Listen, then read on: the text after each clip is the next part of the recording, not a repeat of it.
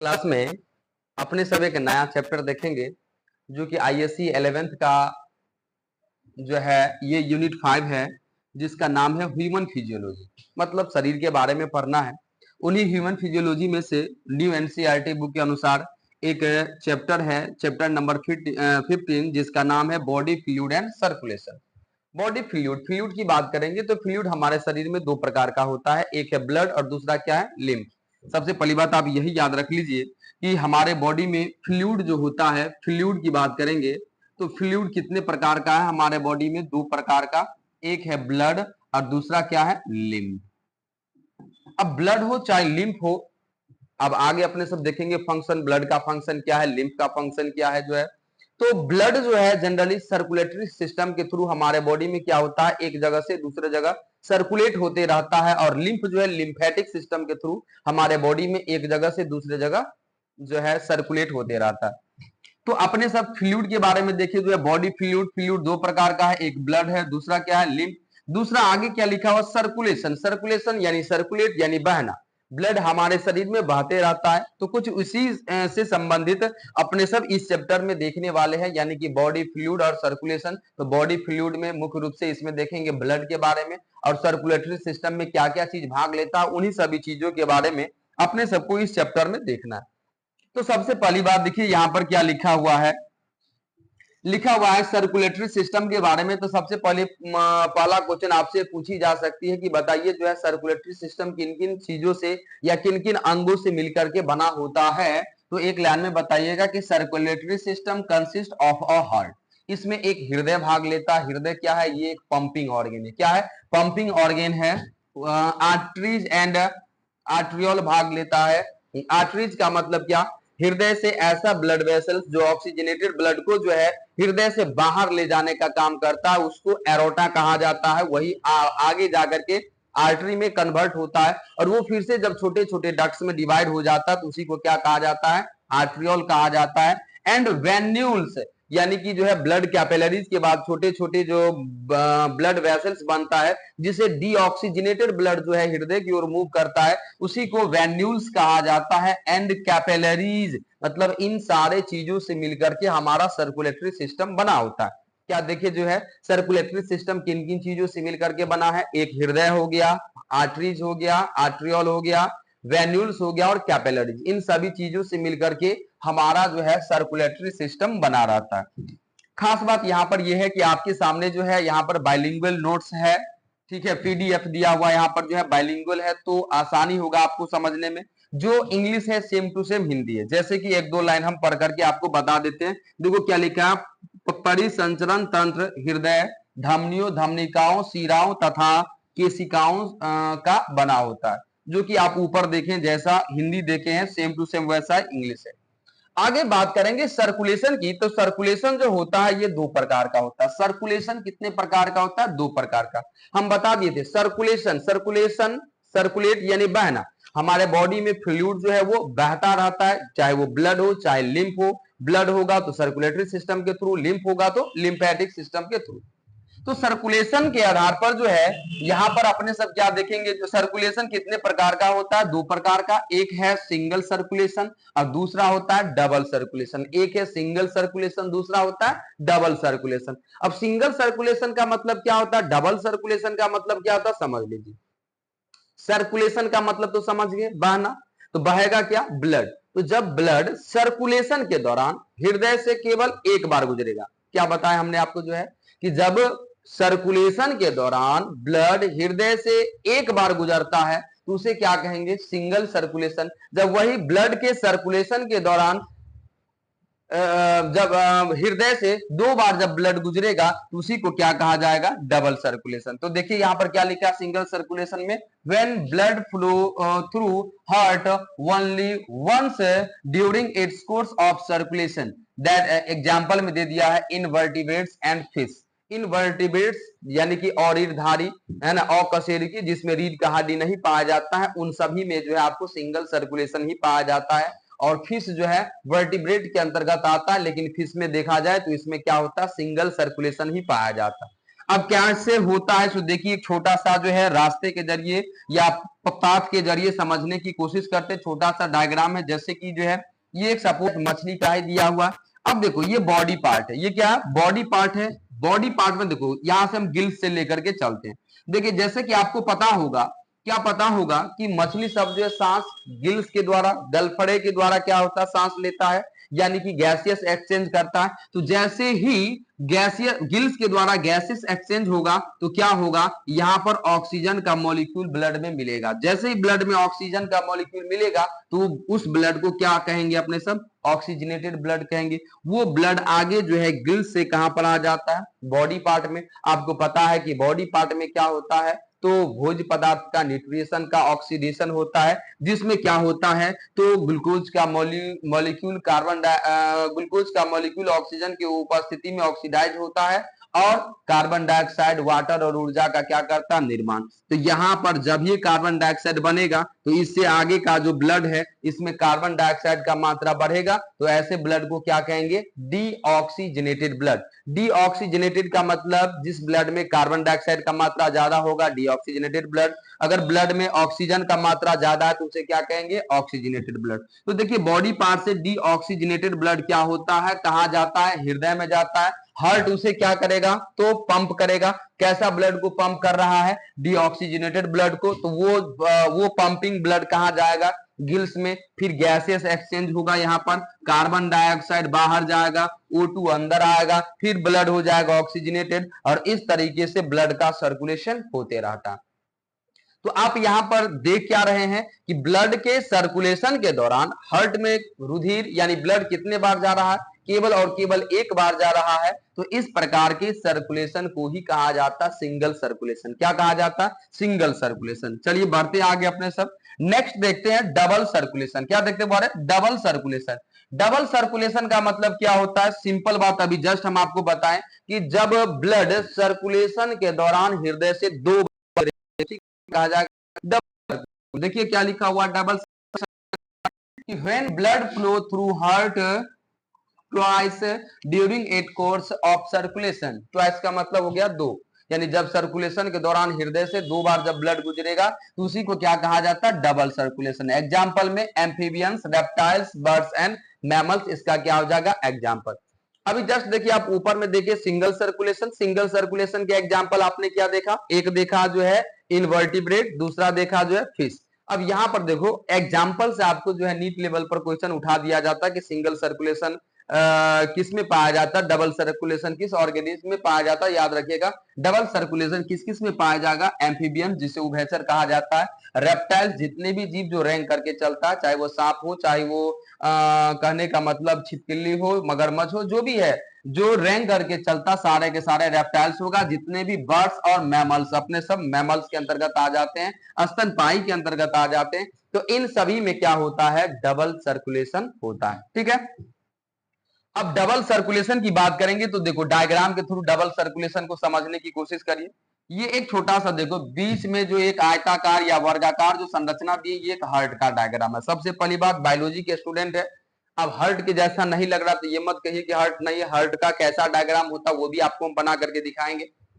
Simple अपने सबको समझना कि हार्ट में 4 चेंबर होता है। कितने चेंबर होता है, 4 चेंबर होता है। तो हमने एक स्क्वायर बनाया, उसको भी जो है डिवाइड कर दिया 4 छोटे छोटे स्क्वायर में, जिसमें याद रखना है ऊपर के 2 ओरिकल होता है, नीचे के 2 वेंट्रिकल।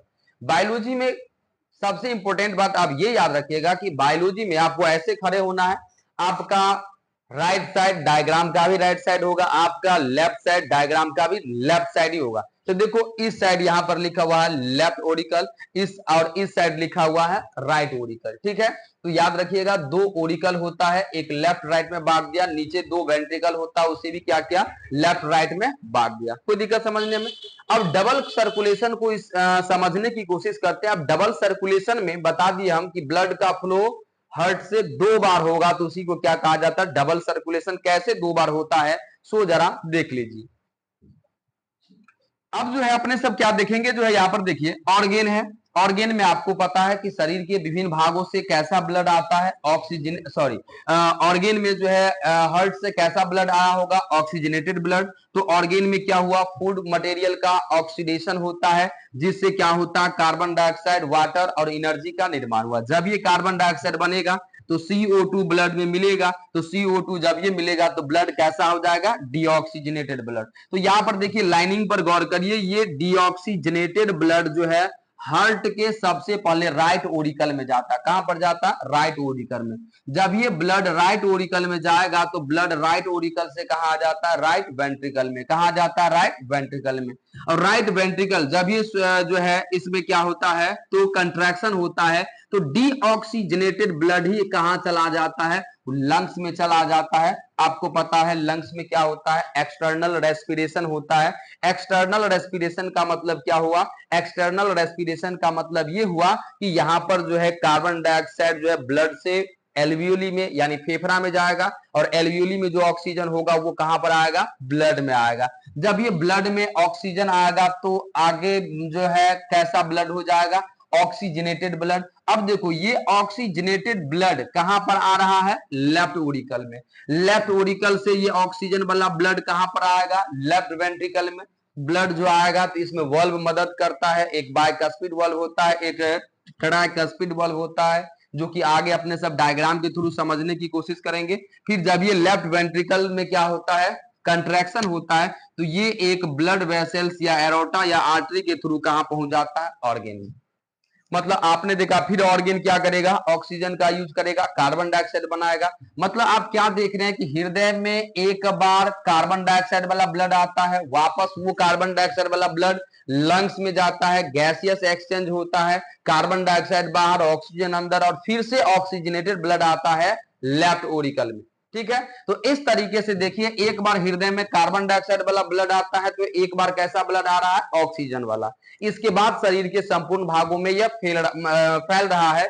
तो इस तरीके से आप क्या देख रहे हैं कि ब्लड हृदय में कितने बार आ रहा है, 2 बार आ रहा है, इसीलिए इसे क्या कहा जाता है, डबल सर्कुलेशन। तो समझ गए, सिंगल सर्कुलेशन और डबल सर्कुलेशन में क्या अंतर है, एक लाइन में याद रखिएगा। सिंगल सर्कुलेशन में ब्लड का फ्लो हार्ट से एक बार होगा, और डबल सर्कुलेशन में ब्लड का फ्लो हृदय से 2 बार होगा। डबल सर्कुलेशन में याद रखना है, एक बार ब्लड क्या होता है, डीऑक्सीजनेटेड ब्लड कहां पर आता है, तो राइट ओरिकल में आता है, फिर राइट ओरिकल से राइट वेंट्रिकल में, राइट वेंट्रिकल से कहां चला जाएगा, लंग्स में गैसियस एक्सचेंज होगा, कार्बन डाइऑक्साइड आउट होगा, ऑक्सीजन इन होगा। जब ये ऑक्सीजन इन होगा तो ब्लड ऑक्सीजनेटेड ब्लड कहलाएगा, और वो ऑक्सीजनेटेड ब्लड कहां पर आएगा, तो लेफ्ट ओरिकल में। कहां आएगा, लेफ्ट ओरिकल में। लेफ्ट ओरिकल से ब्लड कहां जाएगा, लेफ्ट वेंट्रिकल में। और लेफ्ट वेंट्रिकल में जब क्या होगा, कंट्रैक्शन होगा, तो वही ब्लड जो है ब्लड वेसल्स के थ्रू बॉडी में चला जाएगा। ठीक है, तो इस तरीके से आपने समझा जो है सिंगल सर्कुलेशन और डबल सर्कुलेशन।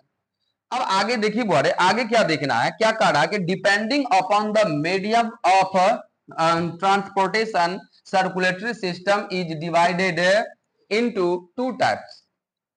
मतलब क्या लिखा हुआ, depending upon the medium of transportation, कोई पदार्थ का या कोई मॉलिक्यूल का जो ट्रांसपोर्टेशन होता है, वो मीडियम के आधार पर ये 2 प्रकार का, मतलब कोई पदार्थों का या ऑक्सीजन के मॉलिक्यूल का ट्रांसपोर्टेशन ब्लड के जरिए भी हो सकता है और वाटर के जरिए भी हो सकता है। इसके आधार पर ये 2 प्रकार का हो गया। एक को कहा जाता है वाटर सर्कुलेटरी सिस्टम या वाटर वेस्कुलर सिस्टम, और दूसरा को कहा जाता है ब्लड वेस्कुलर सिस्टम। एक को कहा जाता है वाटर वेस्कुलर सिस्टम और दूसरा को क्या कहा जाता है, blood vascular system. Water vascular system में क्या होगा, तो water is the medium of transportation. जब कोई मॉलिक्यूल के या पदार्थ के ट्रांसपोर्टेशन में वाटर भाग लेगा, वाटर वेस्कुलर सिस्टम, जब ब्लड भाग लेगा तो ब्लड वेस्कुलर सिस्टम।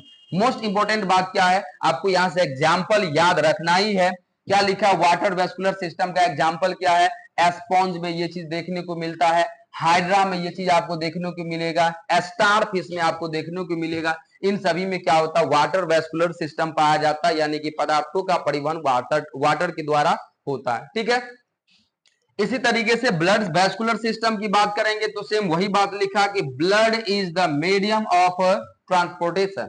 ट्रांसपोर्टेशन के रूप में यहाँ पर कौन भाग लेता है, ब्लड भाग लेता है। तो उस कंडीशन में जो है उसे क्या कहेंगे, ब्लड वेस्कुलर सिस्टम कहेंगे। यह भी दो प्रकार का हो गया, क्लियर लिखा, it is of two types. अब ये दो प्रकार में कौन कौन से है सो देखो, एक लिखा हुआ है ओपन सर्कुलेटरी सिस्टम और दूसरा होता है क्लोज सर्कुलेटरी सिस्टम। एक है ओपन सर्कुलेटरी सिस्टम और दूसरा क्या है, क्लोज्ड।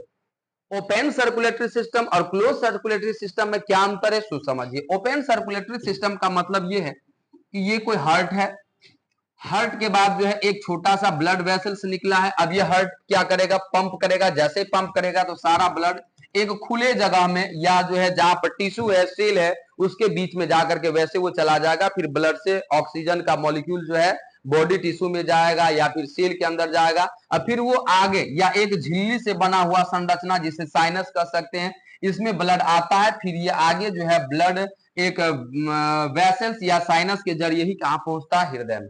मतलब यहाँ पर हार्ट पंप करेगा और पंप करने के बाद एक खुला जगह में ब्लड को छोड़ देगा और छोड़ने के बाद वहां पर जो भी ऑर्गेन होगा या जो भी टिश्यू या सेल होगा उसमें उसके पास जाकर के जो है ब्लड पहुंचेगा। फिर वहां से पदार्थों का क्या होगा, तो अवशोषण होगा या फिर जो है ब्लड से कोई मॉलिक्यूल सेल में जाएगा। फिर आगे ब्लड जो है एक रास्ते से होते हुए कहां पहुंचेगा, हार्ट में। तो इस तरीके से ब्लड सर्कुलेशन को क्या कहा जाता है, ओपन सर्कुलेटरी सिस्टम। देखो क्लियर लिखा हुआ है यहाँ पर क्या, कि blood flow through vessels which open into tissue space और मेम्ब्रेन लाइन साइनस। मतलब यहां पर ब्लड का फ्लो जो होता है एक वेसल्स के जरिए और वो ओपन हो जाता है कहां पर, तो टिश्यू स्पेस, जहां पर टिश्यू रहता है उस स्पेस में जाकर के ये ओपन हो जाता है। या फिर कह सकते हैं मेम्ब्रेन लाइन, एक मेम्ब्रेन से घिरा हुआ संरचना रहता है, वहां पर ये ब्लड को उझेल देता है या वहां पर ब्लड जो है चला जाता है।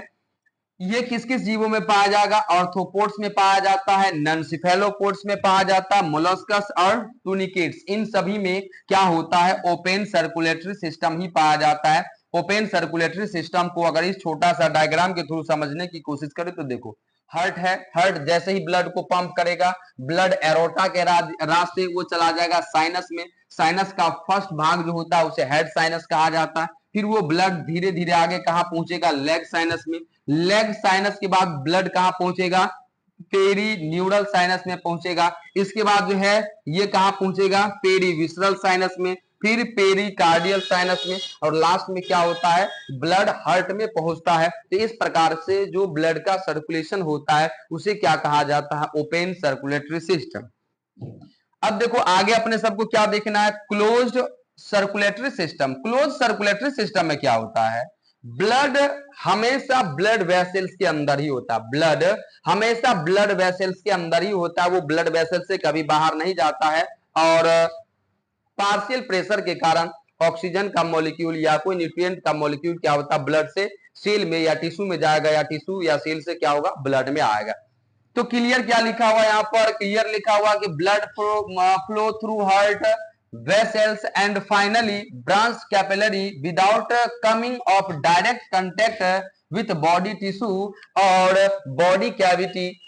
ध्यान दो बारे क्या लिखा हुआ है यहाँ पर कि कहता है ब्लड फ्लो थ्रू हार्ट, मतलब ब्लड का फ्लो हार्ट से होता है, तो हार्ट से वेसल्स में पहुंचेगा, वेसल से वो कहां पहुंचेगा, तो कहता है कि फाइनली ब्रांच कैपिलरीज, कैपिलरीज का जो ब्रांच होता है वहां पहुंचता है, without coming direct contact with body tissue, मतलब बिना बॉडी टिश्यू या बॉडी कैविटी के कांटेक्ट में आए बिना ही वो फ्लो करते रहता है। तो इस प्रकार के सर्कुलेशन को क्या कहा जाता है, close circulation. Most important point याद रखिएगा, it was discovered by William Harvey. इसे जो है विलियम हार्वे के द्वारा किया गया था, विलियम हार्वे के द्वारा इसे जो है खोज किया गया था। अब देखिए इसी को डायग्राम के थ्रू यहां पर समझने की कोशिश करिए। जैसे देखिए यहां पर क्या है, हार्ट है, हार्ट क्या किया, तो ऑक्सीजनेटेड ब्लड को क्या करेगा, पंपिंग करेगा, तो ब्लड आर्टरीज में पहुंचेगा। आर्टरीज छोटे छोटे ब्रांचेज में जब बढ़ जाता है तो उसे क्या कहा जाता है, आर्टरियोल। ऑक्सीजनेटेड ब्लड कहां पहुंच गया, आर्ट्रियोल में। आर्ट्रियोल फिर से बाल से भी महीन पतले पतले ब्लड वेसल्स में पहुंचता है, जिसे क्या कहा जाता है, ब्लड कैपिलरीज कहा जाता है।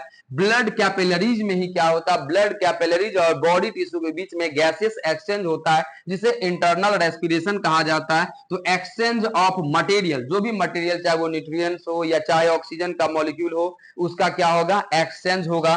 फिर यहां से देखो, जब ये एक्सचेंज होगा तो क्या होगा, ब्लड में कार्बन डाइऑक्साइड का मात्रा बढ़ेगा। तो यहां पर ऑक्सीजनेटेड लगा है, इसे डी कर देना, डीऑक्सीजनेटेड। इससे आगे आप कैसा ब्लड हो जाएगा, डीऑक्सीजनेटेड ब्लड। डीऑक्सीजनेटेड ब्लड कहां पहुंचेगा, वेन्यूल्स में, क्योंकि अब ये जो ब्लड कैपिलरीज है, ये महीन महीन ब्लड कैपिलरीज कंबाइन होने लगेगा, तो उसे वेन्यूल्स कहेंगे। बहुत सारा वेन्यूल्स और जब कंबाइन होगा तब उसे वेन्स कहेंगे, और वो फाइनली वेना कावा के जरिए कहां पहुंच जाता है, हार्ट में पहुंच जाता है। तो इस तरीके से ब्लड का जो सर्कुलेशन होता है, तो उसी को क्या कहा जाता है, क्लोज्ड वेस्कुलर सिस्टम कहा जाता है, या क्लोज्ड सर्कुलेटरी सिस्टम। तो आपने देखा एक ओपन सर्कुलेटरी सिस्टम, दूसरा क्या देखा, क्लोज्ड सर्कुलेटरी सिस्टम। अब अपने सब आगे का जो टॉपिक देखने वाले हैं, उस आगे के टॉपिक का नाम क्या है, location, shape and size of the heart. यानी कि हार्ट का लोकेशन, हमारे बॉडी में कहां पाया जाता है हार्ट, उसका शेप कैसा होता है, साइज कैसा होता है, इन सभी चीजों के बारे में अपने सबको देखना है। तो देखिए क्या लिखा है, the human heart is located within the thoracic cavity medially between the lung in the space known as mediastinum. ध्यान दो, सबसे पहली बात हमेशा याद रखिएगा, पहला क्वेश्चन तो यहां से यह है कि आपको हृदय कहां पर पाया जाता है, थोरेसिक कैविटी में। कहां पाया जाता है, थोरेसिक कैविटी। थोरेसिक कैविटी होता क्या है, तो सिंपल बात, हमारा बॉडी जो है वो दो भाग में बटा हुआ है। बांटने वाला कौन है, डायफ्राम। सपोज दैट ये हमारा क्या हो गया, एक छोटा सा शरीर हो गया। अब आप इसी में देखिएगा तो इसी में क्या लगा रहता है, हाथ लगा रहता है, इसी में आपको क्या जुड़ा रहता है, पांव, और इसी पे इसी तरीके से आपका हेड जुड़ा रहता है। बीच में डायफ्राम क्या क्या रहता है, पूरे बॉडी भाग को दो भाग में बांटता है। डायफ्राम से ऊपर का भाग कहलाता है थोरेसिक कैविटी, नीचे के भाग कहलाता है एब्डोमिनल कैविटी। एब्डोमिनल कैविटी भी दो भाग में बटा रहता है, जब आगे आएगा तो अपने सब चर्चा करेंगे। तो सबसे पहली बात, हृदय कहां पर पाया जाता है, थोरेसिक कैविटी में। थोरेसिक कैविटी में दोनों लंग्स के बीच एक स्थान होता है, खाली स्थान होता है, वहां पर पाया जाता है। उस खाली स्थान को मेडिस्टीनम कहा जाता है, मध्य अस्निका कहा जाता है, वहीं पर जो है हृदय पाया जाता है। तो याद रखिएगा, हृदय जो है दोनों फेफड़ों के बीच में, या कह सकते हैं कि हमारे बीच में जो है फेफड़ा के बीच में पाया जाता है, थोड़ा सा बाईं ओर झुका रहता है, जिसके कारण जो है कार्डियक नोक का क्या हो जाता है, निर्माण हो जाता है।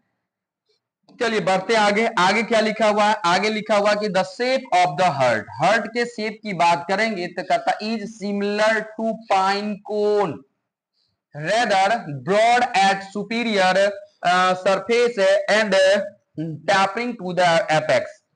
मतलब क्या होता है, ये जो एक शंकुनुमा स्ट्रक्चर होता है, जो कि ऊपर की ओर क्या रहता है, ये चौड़ा रहता है, और इसके एपेक्स की ओर धीरे धीरे ये नुकीला होते चला जाता है। तो आगे अपने सब डायग्राम भी देखेंगे इस तरीके का, ठीक है। आगे देखिए क्या लिखा हुआ है, आगे लिखा हुआ है यहां पर जो है कि और टिपिकल हार्ट इज, एक हार्ट की बात करेंगे तो और typical heart is approximately the size of first 12 centimetre in length. यानी कि हृदय की लंबाई की बात करेंगे तो 5 सेंटीमीटर लंबा होता है, इंच में, सॉरी 12 सेंटीमीटर लंबा होता है, इंच में बदलेंगे तो 5 इंच होगा। 8 सेंटीमीटर चौड़ा होता है, इंच में बदलेंगे तो 3.5 इंच होगा। एंड 6 सेंटीमीटर थिकनेस, और इसका मोटाई कितना होता है हृदय का, 6 सेंटीमीटर, उसी को इंच में बदलेंगे तो कितना होगा, 2.5 इंच हो जाएगा, ठीक है। तो आपने क्या देखा, पूछी जा सकती है कि हृदय का लंबाई चौड़ाई मोटाई बताइए, तो हृदय का लंबाई कितना हो जाएगा, 12 सेंटीमीटर, है ना। चौड़ाई कितना हो जाएगा, 8 सेंटीमीटर, मोटाई कितना हो जाएगा, 6 सेंटीमीटर, ठीक है। अगर वजन की बात करें, अगर वजन की बात करें तो लिखा है given the size difference between most members of the sex. यानी कि अलग अलग सदस्यों, जैसे कि मानव हो गया, गाय हो गया, बंदर हो गया, तो अलग अलग सदस्यों में नर हो चाहे मादा हो, उसमें इसका साइज क्या हो सकता है, अलग अलग हो सकता है। The weight of a female heart is approximately, अगर फीमेल हार्ट यानी कि मादा हार्ट मनुष्य में मादा हार्ट की बात करेंगे तो उसका वजन जो है 250 से 300 ग्राम होता है। अब इसी के देखो पोस्ट में लिखा 9 to 11 ऑन्स, ऑन्स के बारे में भी जस्ट बताते हैं। And the weight of a male heart is approximately 300 to 350 grams. मतलब देखा जाए तो देखो एक लड़का का, एक एडल्ट लड़का का जो है हृदय का वजन जो है 300 से 350 ग्राम होता है। वही लड़की का देखेंगे तो 250 से 300 ग्राम एक एवरेज देखिएगा, तो किसी किसी बुक में जो है 300 ग्राम भी आपको देखने को मिल सकता है। अब यहां पर एक चर्चा कर दिया हुआ है ऑन्स का, किसका चर्चा किया हुआ बारे? ऑन्स। तो 1 ऑन्स इज इक्वल टू हो जाता है 28.34 और भी 4-5 डिजिट तक लिया गया है, यही तक आप रखिए जो है, या 28.34 ग्राम्स होता है। 1 ऑन्स इज इक्वल टू क्या होता है? 28.34 ग्राम्स होता है। तो आपने क्या देखा जो है आज के क्लास में, आपने क्या देखा? सर्कुलेटरी सिस्टम के बारे में देखा। सर्कुलेटरी सिस्टम के बाद आपने क्या देखा? Open circulatory system, close circulatory system, single circulation, double circulation भी आपने देखा जो है। और इस तरीके से वाटर वेस्कुलर सिस्टम भी देखा, ब्लड वेस्कुलर सिस्टम भी देखा, और हृदय के शेप, साइज और लोकेशन के बारे में देखे जो है। तो आज का क्लास अपने सब जो है यहीं तक रखेंगे जो है, ठीक है। वीडियो को जो है आगे शेयर कर दीजिए, लाइक भी करते जाइएगा, ताकि जो है हम और भी इससे आगे का वीडियो जो है आपको दे दे। इससे नेक्स्ट क्लास में अपने सब क्या देखेंगे जो है? स्ट्रक्चर ऑफ हार्ट देखेंगे। बहुत सारे व्यक्ति को हृदय का स्ट्रक्चर बनाने नहीं आता है, तो किस तरीके से बनाएंगे, स्टेप बाय स्टेप अपने सब देखते चलेंगे तो आसानी से इसे बना पाएंगे। ठीक है, थैंक यू।